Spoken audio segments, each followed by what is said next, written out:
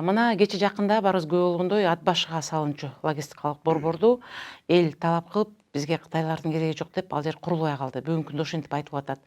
Ага карабастан кече ушул мен Алайдын бир аттуу баштуу эле кишисинин жазганын уктум.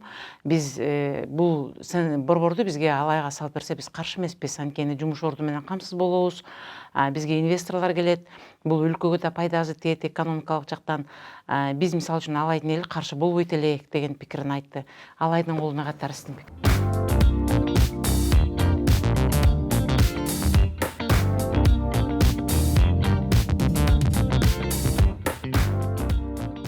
Эми мындайда биз мамлекетти келечекте өнүктүрөбүз десек, түз инвестицияны алып келмесе, мамлекетти өнүктүрүү кыйын. Бүгүн бизге келип аткан инвестициялардын көпчүлүгү бул финансылык институттардан келип атат.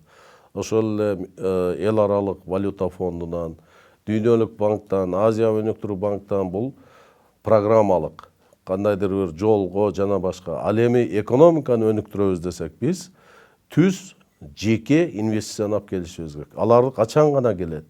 Алар мамлекетте туруктуулук болгондо. Мамлекет мыйзам чегинде ошол алган, өзүнө алган милдеттемелердин бардыгын аткарганда гана келет. Эгерде ал туруктуулук болбосо, тынчылык болбосо, мыйзам иштебесе, бизге эч кандай инвестор келбейт. Ал эми кечээки ат башыдагы инвестиция боюнча айткым келет. Биз Кытай менен эки чегарабыз чоң, бирок эки өтмөгүбүз бар. Бул Торгарт биринчиси, экинчиси Эркештам.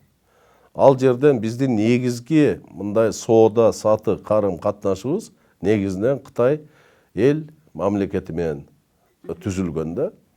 Анан кийин ушул жерге логистикалык борборду куруу бул эң туура нерсе. Анан менин оюмча, жеке оюм, бул жерде кандайдыр бир үчүнчү күчтөр дегеним кандай? Бул мен үчүнчү күч дегеним, эгерде логистикалык борбор ошол 200 гектар жерге, мисалы ошол Нарында, экинчиси Алай жакта курулуп калса, мына шаардын ичиндеги базарлардын көпчүлүгү мындай современный нерсеге өтмөк да, соода сатыкка. Момундай стихийный базарлардын көбү жабылмак. Себептен ошол жерлерде гана жайгашмак, биринчиден, экинчиден ыңгайлуу шарт түзүлмөк. Ал жерде эч кандай элдин ден соолугуна зыян келтирген өндүрүш болбойт. Кече мен бир аналитиктикин окуп калдым. Контрабанда жана башка деп туруп, бул экономиканы түшүнбөгөн адам жазган да. Ал жерде санариптештирилип, канча товар кирип атат, аны растаможка кылыш, эч кандай мындай жаап жашыруу, көмүскө деген жоголмок да. Ар бири ачык айкын болмок. Ошол жерден эле растамаживать этип, ошол жерде логистикалык центрге кайсы товар келди. Ал мисалы мебель өзүнчө, бут кийим өзүнчө, ушулардын бардыгы ачык айкын мындай көмүскөдөн чыкмак. Буга кандайдыр бир каршылык көрсөтүп койду. Мен ойлойм, бул жерде элди жакшы катышпай калды деп ойлойм.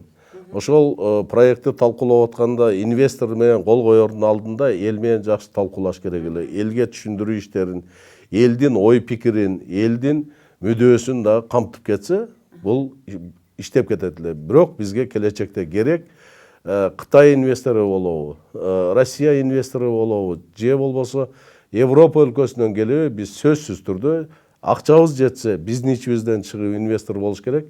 Ошол соода жүргүзгөн эки каттамда, Эркештам менен Торгартта, бул сөзсүз түрдө болуш керек. Бул бүгүнкү дүйнө жүзүндөгү современный инфраструктуранын талабы. Ал жерде канча деген жумуш орду пайда болмок.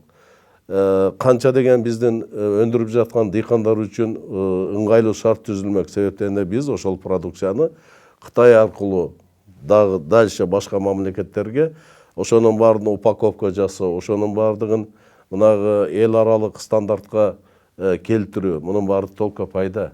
Ал жерде бир дагы мамлекетке же элге зыян тие турган өндүрүш же эчтеке жок.